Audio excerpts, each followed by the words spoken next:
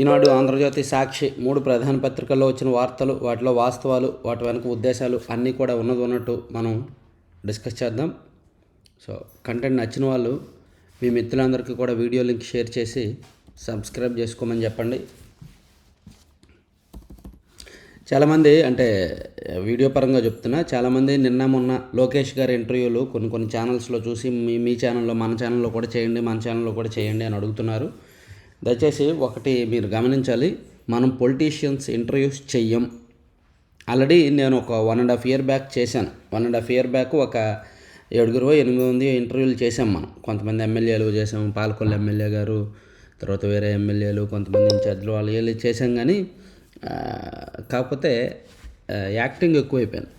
చాలామంది పొలిటీషియన్స్ ఏంటంటే యాక్టింగ్ ఎక్కువైపోయింది అనమాట. మనకు కావాల్సిన సమాధానాలు కాకుండా వాళ్ళు చెప్పాల్సినవి చెప్తున్నారు.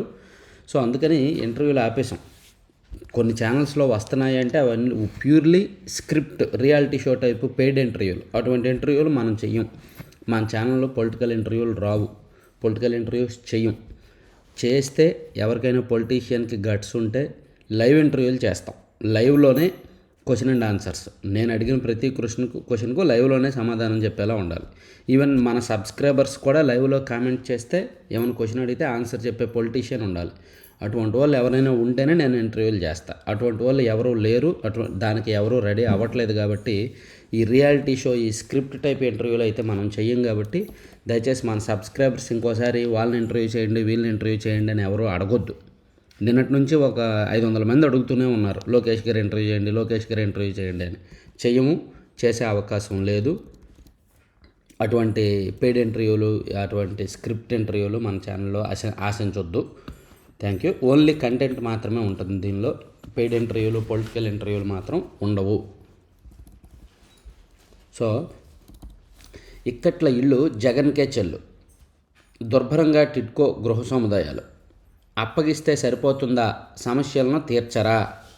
మౌలిక వసతులపై చేతులెత్తేసిన వైకాపా సర్కారు. లబ్ధిదారులకు తప్పని కష్టాలు. ఈనాడు, ఈటీవీ బృందం క్షేత్రస్థాయి పరిశీలన. మళ్ళీ చెప్తున్నా, కంటెంట్కి వెళ్ళే కంటే మళ్ళీ చెప్తున్నా, ఎవరైనా పొలిటీషియన్ లైవ్ ఇంటర్వ్యూలకి రెడీ అయితే లైవ్లోనే, నాట్ రికార్డెడ్ ఇంటర్వ్యూలు అయితే ఖచ్చితంగా స్క్రిప్ట్లు, ఎడిటింగ్లు ఉంటాయి. అవన్నీ కాకుండా లైవ్లోనే మనం అడిగే క్వశ్చన్లకు తడబడకుండా ఆన్సర్ చెప్పాలి, లేదా ఏదో ఒకటి చెప్పగలగాలి. అలాగే మన సబ్స్క్రైబర్స్ కూడా లైవ్లో కింద కామెంట్ చేస్తే ఆన్సర్ చెప్పాలి. అటువంటి పొలిటీషియన్స్కి మాత్రమే మనం ఇంటర్వ్యూ చేస్తాం. అటువంటి వాళ్ళు ఎవరు లేరు, ఎవరు రెడీ అవ్వట్లేదు దానికి. లైవ్ వద్దండి అంటున్నారు. ఓన్లీ పాలకొల్లు ఎమ్మెల్యే గారిది మాత్రమే మనం లైవ్లో ఇంటర్వ్యూ చేసాం. ఆయన మాత్రమే లైవ్ ఇంటర్వ్యూ ఇచ్చాడు, ఇంకెవరు ఇవ్వలేదు. సో లోకేష్ గారు కనుక లైవ్ ఇంటర్వ్యూకి రెడీ అయితే నేను చేయడానికి రెడీ. సరే, టిడ్కో ఇళ్ళ మీద ఈనాడులో ఒక ఇంట్రెస్టింగ్ వార్త ఒకటి రాశారనమాట. ఒకే చోట వందలు వేల పేదల ఇళ్ల నిర్మాణం జరిగినప్పుడు మౌలిక సదుపాయాల కల్పన, వాటి నిర్వహణ అత్యంత ప్రాధాన్య విషయం. టిడ్కో గృహ సముదాయాలను ప్రారంభించే సమయంలో పేదలను లక్షాధికారులను చేశామంటూ గొప్పగా ప్రకటించిన జగన్ వాటి నిర్వహణను గాలికి వదిలేశారు. ప్రస్తుతం కనీస వసతులు కరువై లబ్ధిదారులు తీవ్ర ఇక్కట్లు పాలవుతున్నారు. అసలు ఈ టిడ్కో ఇల్లు, ఈ కాన్సెప్ట్ తీసుకొచ్చింది చంద్రబాబు నాయుడు గారు సీఎంగా ఉన్నప్పుడు రాష్ట్ర వ్యాప్తంగా టిడ్కో ఇల్లు నిర్మించారు. వైసీపీ అధికారంలోకి వచ్చాక ఏం చేశారంటే టిడ్కో ఇల్లు ఇవ్వడం ఆపేశారు. ముందు వైసీపీ రంగులేశారు, ఆ తర్వాత లబ్ధిదారులకు ఇవ్వాలా వద్దా అని ఆలోచించారు. చివరికి కొన్ని చోట్ల ఇచ్చారు, కొన్ని చోట్ల ఇవ్వలేదు. ఆ ఇచ్చిన చోట కూడా కనీస వసతులు లేవన్నమాట, ఫెసిలిటీస్ ఏమీ లేవు. ఈ టిడ్కో ఇల్లు పేరిట వేల కోట్ల ప్రజాధనం దుర్వినియోగమైంది కేవలం ఈ వైఎస్ఆర్ కాంగ్రెస్ పార్టీ వలన. 100కి 100 సార్లు నేను చెప్తా, వైఎస్ఆర్ కాంగ్రెస్ పార్టీ అధికారంలోకి రావడం వలన వేల కోట్లు దుర్వినియోగమైంది. నిజంగా సొంతింటి కళ నెరవేర్చుకోవాల్సిన పేదలు, లబ్ధిదారులకు ఇల్లు దక్కకుండా చేశారు కేవలం కక్ష సాధింపుతో. ఏలూరు, ఒంగోలు, చాలా నెల్లూరు కానీ చాలా చోట్ల మనం చూస్తే టిడ్కో ఇల్లు చూస్తే చాలా దుర్భర పరిస్థితుల్లో ఉంటాయి. కొన్ని చోట్ల మాత్రమే ఇచ్చారు, చాలా కొద్ది చోట్ల మాత్రమే ఇచ్చారు.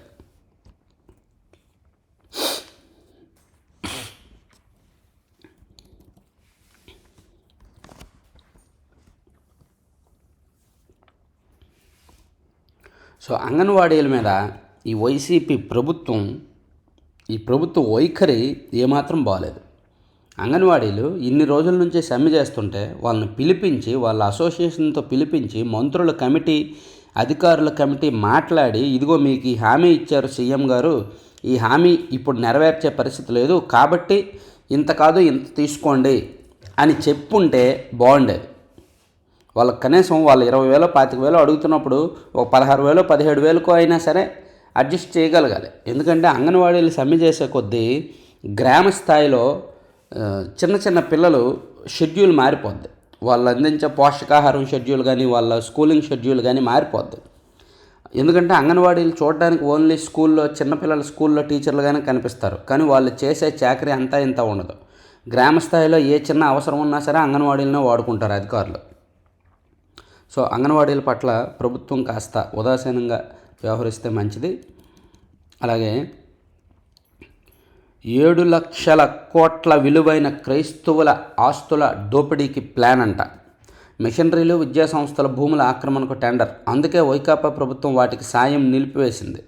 నా సంస్కరణని రేవంత్ రెడ్డి కొనసాగిస్తున్నారు. జగన్ తప్ప. జగన్ పాలనలో మిత్రుణ్ణి కూడా శత్రువుగా చూసే పరిస్థితి. చంద్రబాబు ధ్వజం. సెమీ క్రిస్మస్ వేడుకల్లో పాల్గొన్న తెదేపా అధినేత.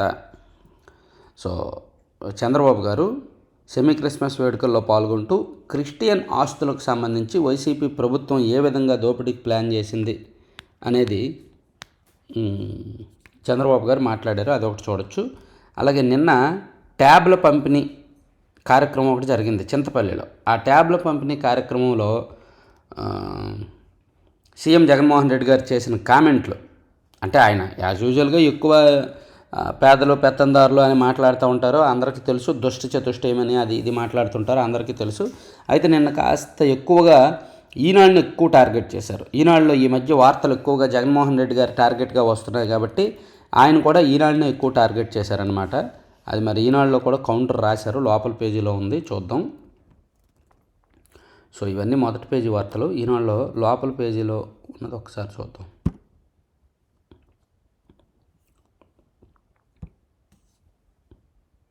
కార్పొరేషన్లు ఉన్నాయి కదా, బీసీ కార్పొరేషన్లు, రకరకాల కార్పొరేషన్లు. ఆ కార్పొరేషన్లు అవి కార్పొరేషన్లు కాదు, వైకాపా స్వయం ఉపాధి కేంద్రాలు అని ఇచ్చారు. ఎందుకంటే నిజమే, నేను 100% ఏకీభవిస్తా. కింద ఎవరైనా మీరు ఈనాడులో వార్తలను ఏకీభవిస్తారు, సాక్షి వార్తలను తప్పుపడతారు అని అన్న వాళ్ళకి సమాధానం చెప్తున్నా. మీరే ఆలోచించండి. ఇప్పుడు ఈనాడులో వార్త రాశారు, కార్పొరేషన్లు ఏర్పాటు చేశారు. ఎస్, బీసీ కార్పొరేషన్లు 56 కార్పొరేషన్లు ఏర్పాటు చేశారు. వాటి ద్వారా ఏ ఒక్క బీసీలకైనా సరే స్వయం ఉపాధి రుణాలు ఇచ్చారా? ఏ ఒక్క బీసీల కుటుంబాన్ని అయినా ఆదుకున్నారా? లేదు కదా. అవి కేవలం ఎందుకు ఆ కార్పొరేషన్లు అనేవి పదవులు సృష్టించి ఆ పదవులు వైసీపీలో రాజకీయ నిరుద్యోగులకి ఇవ్వడానికే. సో అందుకే తప్పు పట్టాలి. ఇప్పుడు గతంలో కార్పొరేషన్లు ఇలా లేవుగా. గతంలో బీసీ కార్పొరేషన్ ద్వారా 1,00,000 2 లక్షల రాయితీ రుణాలు ఇచ్చారు. గతంలో ఎస్సీ కార్పొరేషన్ ద్వారా ఇన్నోవా కార్లు ఇచ్చారు. ఇప్పుడు ఏమి ఇచ్చారు? ఇప్పుడు ఓన్లీ వైసీపీ నాయకులకు పదవులు ఇచ్చారు. అందుకే వైకాపా స్వయం ఉపాధి కేంద్రాలు అని రాశారు. 100% నేనైతే ఏకీభవిస్తాను.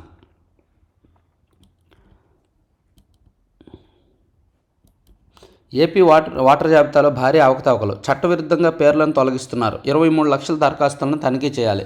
ఇతర రాష్ట్రాల ఎన్నికల పర్యవేక్షణను పంపండి. తెదేపా ఎంపీ గల్లా జయదేవ్ డిమాండ్.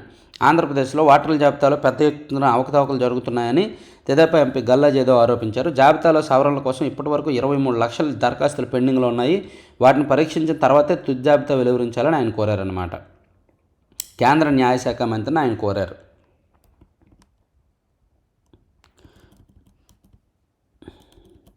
అలాగే నిన్న సీఎం గారు విశాఖపట్నం జిల్లా చింతపల్లి వెళ్తున్నప్పుడు రిషికొండ మీద సీఎం గారి హెలికాప్టర్ చక్కర్లు కొట్టిందంట.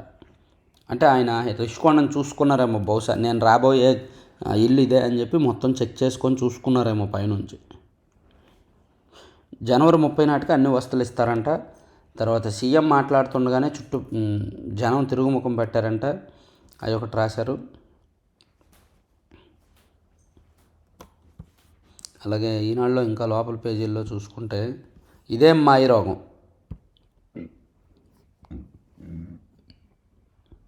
ఈఎస్ఐలో మందులు కుంభకోణము. అవసరం లేకపోయినా సిరప్ ట్యాబ్లెట్లు భారీగా కొనుగోలు. 3 నెలలకు 18.5 కోట్లు విలువ చేసే మందుల సరఫరా. వైద్యులు ఫార్మసిస్టులపై ఒత్తిడి తెచ్చి ఇన్నింటిలు పెట్టించిన వైను. మందులను ఖాళీ చేసేందుకు శిబిరాలు పెట్టాలంటూ ఆదేశాలు. అవసరం లేకపోయినా మందులు కొనేసిన తర్వాత వాటిని చకచక ఇచ్చేయడానికి శిబిరాలు పెట్టమంటున్నారు. ఎందుకంటే ఎవరో మందుల కంపెనీ వాళ్ళు మనకు తెలిసినవాడు అయి ఉంటాడు. మందుల కంపెనీ వాడు మన ప్రభుత్వ పెద్దలకు బాగా తెలిసినవాడు అయి ఉంటాడు. అందుకని మందుల కంపెనీలకు ఆర్డర్లు ఇవ్వడానికి ఇలా చేస్తూ ఉంటారు. క్యాడర్ మనోభావాల మేరకే నా ప్రయాణం. ఈసారి కొత్త వారికి అవకాశం ఇద్దామని సీఎం అన్నారు. జగ్గంపేట ఎమ్మెల్యే జ్యోతుల చంటిబాబు. ఆల్రెడీ నేను మన ఛానల్లో చెప్పాం. కాకినాడ జిల్లాకు సంబంధించి ఒక రివ్యూ చేసినప్పుడు అందులో జగ్గంపేట మార్చే అవకాశం ఉందని చెప్పాము. సో అందుకని జగ్గంపేట ఎమ్మెల్యే గారు క్యాడర్ మనోభావాల మేరకు నా నిర్ణయం అని చెప్పారు. అలాగే నాలాగా ఏ ఎమ్మెల్యే కష్టపడి ఉండరు. కొత్త వ్యక్తిని తీసుకొస్తే క్యాడర్ ఇవ్వలేదు. ఈనాడు ఈటీవీతో వైకాపా ఎమ్మెల్యే చిట్టుబాబు. రాష్ట్రంలో తన మాదిరిగా మరే ఎమ్మెల్యే కూడా పార్టీ కోసం కష్టపడలేదని, నిత్యం ప్రజల మధ్య ఉన్న తనకే పార్టీ మరోసారి టికెట్ ఇస్తుందని నమ్మకం ఉందని డాక్టర్ బిఆర్ అంబేద్కర్ కోనసీమ జిల్లా పి గన్నవరం ఎమ్మెల్యే కొండేటి చిట్టుబాబు అన్నారంట. అందరూ అలాగే అనుకుంటారండి.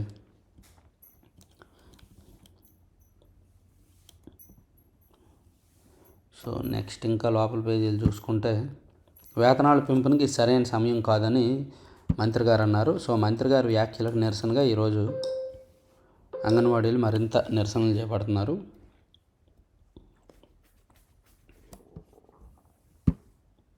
సీసీ కెమెరాల పేరుతో అప్పు 552 కోట్ల రుణం తీసుకోవడానికి అనుమతి, జరిమానాలు వసూలు చేసి అప్పు చెల్లిస్తుందట. అప్పులకు అలవాటు పడిన వైకాపా ప్రభుత్వం కొత్త అప్పు పుట్టించడానికి సరికొత్త మార్గాన్ని వెతికింది. 4.5 ఏళ్లుగా సీసీ కెమెరాల ప్రాజెక్టును మూలన పడేసి ఎన్నికలకు ముందు ఇప్పుడు తెరపైకి తెచ్చింది. దీనికోసం ఏపీ ఫైబర్ నెట్ తీసుకునే రుణం 552 కోట్లంట. ఈ నెల 12న సంస్థ ఎండీ ఎలా రేఖ రాశారో లేదో పట్టుమని 10 రోజులు తిరగకుండానే రుణం తీసుకోవడానికి అనుమతిస్తూ ప్రభుత్వం జీవో ఇచ్చింది. రుణంగా తీసుకునే మొత్తం ఎస్కో ఖాతాలో కాకుండా సంస్థ ఖాతాకు జమ కానుంది. ఆ మొత్తాన్ని సీసీ కెమెరాల ఏర్పాటుకే వాడతారా లేదా ప్రభుత్వ ఇతర అవసరాలకు మళ్లిస్తుందా అనే అనుమానాలు కొందరు అధికారులు వ్యక్తం చేస్తున్నారు. సీసీ కెమెరాలు పెడతాము అని చెప్పి డబ్బులు తీసుకున్నారంట, అప్పులు తీసుకుంటున్నారంట. ఇదో కొత్త అప్పు. సీసీ కెమెరాలు పెడతామని అప్పులు తీసుకోవడం ఏంటో మరి. ఆ అప్పులతో సీసీ కెమెరా ఏర్పాటు చేసి ఎవరైనా హద్దులు దాటితే వాళ్ళ దగ్గర ఫైన్లు వసూలు చేసి అప్పు తీరుస్తారంట. వింతగా ఉంది కదా. తాళాలు ఇచ్చేశారు, గాలికి వదిలేశారు. ఇవి టిడ్కో ఇల్లు పరిస్థితి. టిడ్కో ఇళ్ళ మీద లోపల పేజీలో కూడా క్లియర్గా రాశారు. రాజకీయ అడ్డాలుగా విద్యా సంస్థలు. పలుచోట్ల సీఎం పుట్టినరోజు వేడుకలు. వైఎస్ఆర్ జిల్లాలో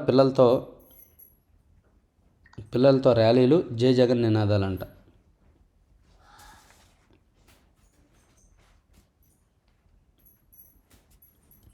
స్కూల్స్లోను, కాలేజీల్లోనూ, యూనివర్సిటీల్లోనూ సీఎం గారి జన్మదిన వేడుకలు చేసి వ్యక్తి పూజ ఎక్కువైపోయింది రాష్ట్రంలో.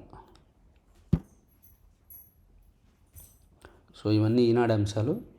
సాక్షిలో చూద్దాం. సాక్షిలో చదువే ఆయుధం, పేదరికంపై ఎక్కుపెట్టి ఎదిరిద్దాం, చింతపల్లి సభలో సీఎం జగన్. 55 నెలలుగా ప్రతి అడుగు మార్పు వైపే. నాడు నేడు, ఇంగ్లీష్ మీడియం, ఐఎఫ్పీలు, బైజూస్ కంటెంట్తో ట్యాబ్లు ఎన్నో తెచ్చాం. టోఫెల్ సహా సిబిఎస్ఈ నుంచి ఐబీ దాకా అడుగులు. అవన్నీ చూసి ప్రైవేట్ స్కూళ్ళకు మన పిల్లలతో పోటీ పడాల్సి వస్తోంది.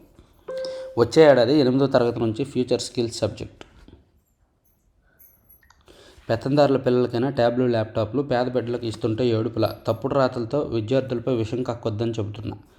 అల్లూరు జిల్లా చింతపల్లి ట్యాబ్ల పంపిణీని ప్రారంభించిన సీఎం. అదే నిన్న ఈనాడు మీద ఒక రకంగా గట్టిగానే చేశారు. అది పేపరా పట్టిన పేడ. ఈనాడు ఇంత దిగజారుడు రాతల. సీఎం జగన్ మండిపాటు.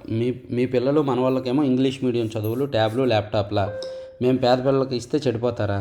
నా ఎస్సీ, ఎస్టీ, బీసీ, మైనారిటీ పిల్లలపై తప్పుడు కథనాల. అంటే ఈనాడు ఒక సబ్జెక్ట్గా రాస్తే దాన్ని డైవర్ట్ చేసి పిల్లలకు వ్యతిరేకంగా రాస్తుంది ఈనాడు అని చెప్పి పిల్లల్ని రెచ్చగొట్టే బుద్ధి అనమాట. పిల్లల్ని రెచ్చగొట్టే టైపు.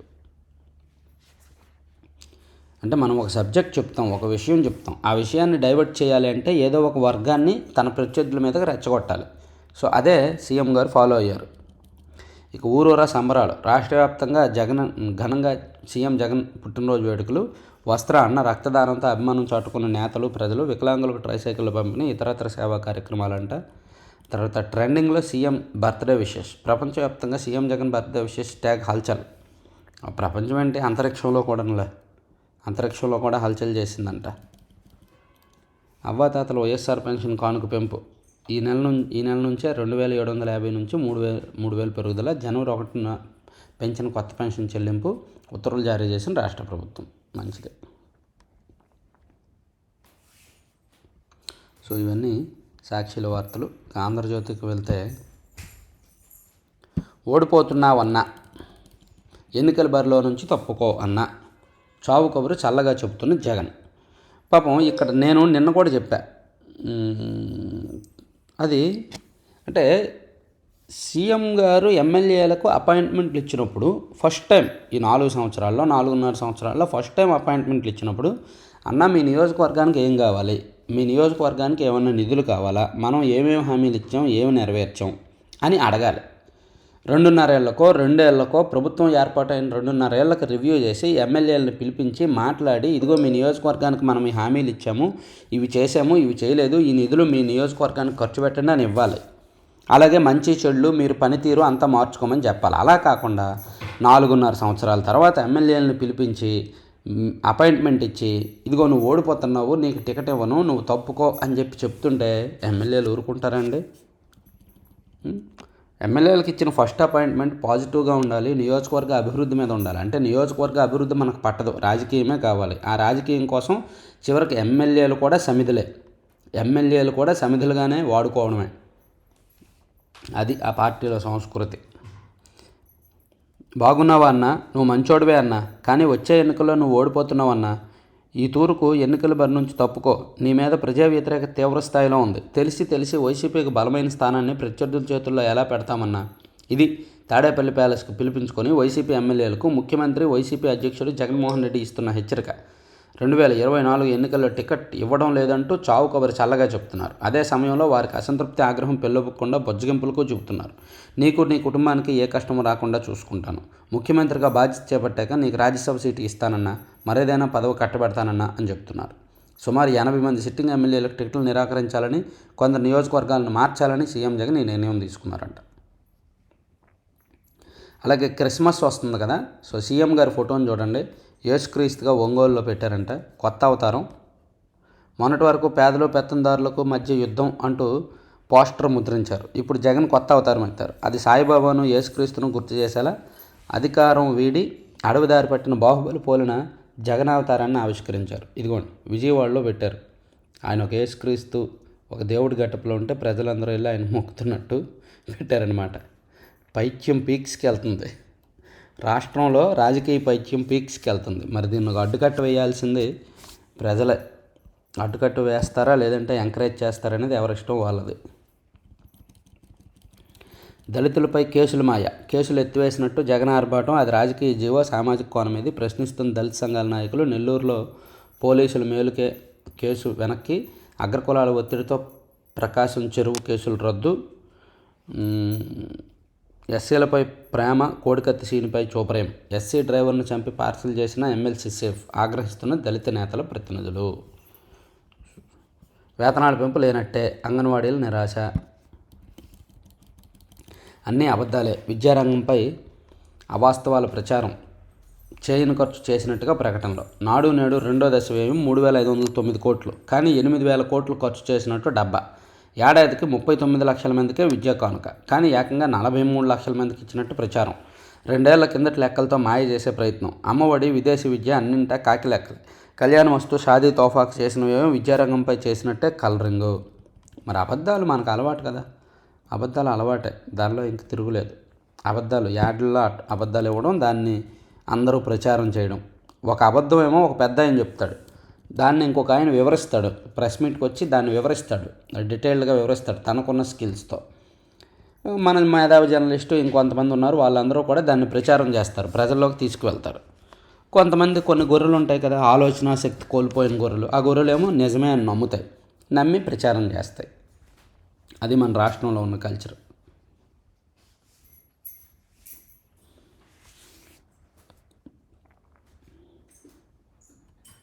పింఛన్లో అడ్డగోలు దోపిడీ. జగన్ది సంక్షేమం కాదు, మోసం. లెక్కల్లో అదనంగా 10,000 పింఛన్లు, ప్రతి నెల 292 కోట్లు నొక్కేస్తున్నారు. జనసేన నేత నాదెళ్ల మనోహర్ ఆరోపణ.